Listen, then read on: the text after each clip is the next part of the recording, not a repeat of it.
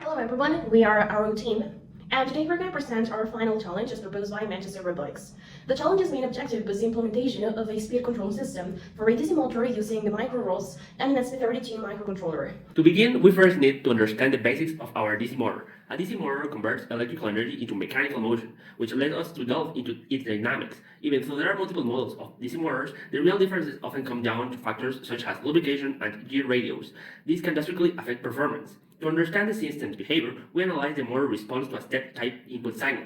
The experimental results demonstrate a non-linear relationship between the amplitude of the input signal and the motor's angular velocity. Given the behavior of our motor, we proceed to linearize the system into two areas of operation. The relationship between the input and output variables can be approximated using the linear function. Having obtained two linear zones, it is evident that a dead zone exists, which is a range of input values where the output does not change or remains zero. The calculated slopes of these lines, we obtain the following values. A second experiment was carried out analyzing the frequency response. We applied a sinusoidal signal with constant amplitude and variable frequency, resulting in a body diagram. The diagram showed a gradual decrease in a gain as frequency increased. We refer to Falada episode to determine the appropriate sampling frequency. We use an internal ESP timer for taking the measurements, given it reduces the computational load on the CPU. As shown in the graphic, the motor has a low-pass filter behavior. Thus, we sought to determine the maximum frequency which corresponds to where the signal drops by 40 dB. Before we can get there, the system could not reproduce recognizable signals above 24 pi, so it became the maximum frequency. So the formula translates to... For the open-loop analysis, we use a step signal as input, ensuring that both the initial and final values are within the motor's operating range. Once the system parameters are known, it is possible to formulate the transfer function for our DC motor control system. As feedback of the motor, we receive the pulses of the encoder, and we attach two falling edge interrupts to add or subtract counts from a counter. Then an internal timer from the SP calls a function every 13.5 milliseconds to calculate the angular velocity and restart the counter. To determine the optimal gains for our control system, we apply the second method of Ziegler-Nichols, also known as the ultimate gain method. We set the interval gain to 0 and gradually increase the proportional gain until the system reaches critical stability, at which point we measure the oscillation period, 0.44, and the ultimate gain, 0.12. Based on this, we calculate the approximate gains for the different control types. We avoid using the derivative gain since it introduces excessive noise as seen in the graph. We decide to apply a mobile window filter to smooth the values of the angular velocity at the output. This filter works storing the speed values in a fixed number of windows and calculating their average before sending the data.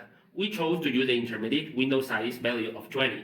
There were not many or few windows since larger window size eliminates more noise but generates a greater delay. Finally, we implemented and tested different PI configurations, observing the behavior through different inputs, where the selected tuning achieved a stable response without overshoot. The code structure consists of two main codes. The first one is a ROS2 implementation. Using Python, we developed a system where the signal generator node creates a series of different signals based on time and publishes it to the setpoint topic. This node generates a continuous reference signal that can be used as a setpoint for control applications.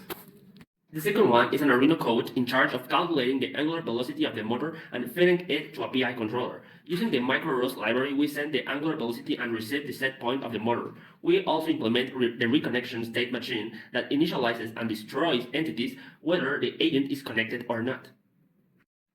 To avoid making the program more complex, we develop a helper library named after micro-ROS. Its objective is to encapsulate the obligatory structure of micro-ROS, taking apart the repetitive code that all micro-ROS programs have. The flowchart represents the system process of connecting to a micro-ROS agent and handling its availability.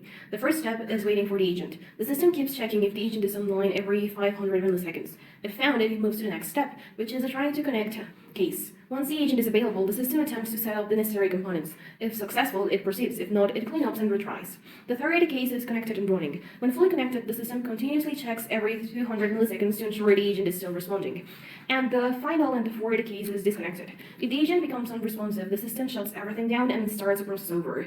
The cycle repeats to maintain a stable connection, automatically handling failures and reconnections. In conclusion, we successfully implemented a PI controller for the speed control of a DC motor using both micro-ROS and SP32 microcontroller. Through experiments such as input responses and frequency analysis, we were able to determine the best parameters for an effective control system. The Nichols-Ziegler tuning method allowed us to optimize the gains for the PI controller, thus having a more stable response without overshoot. Looking forward, we aim to refine our approach by implementing a PID controller for an enhanced response. We also aim to implement ROS2 services and parameters to have a more flexible and adaptable system in real-time applications. These advancements will contribute to a more robust and efficient control system, further leveraging the capabilities of micro-ROS and embedded motor control.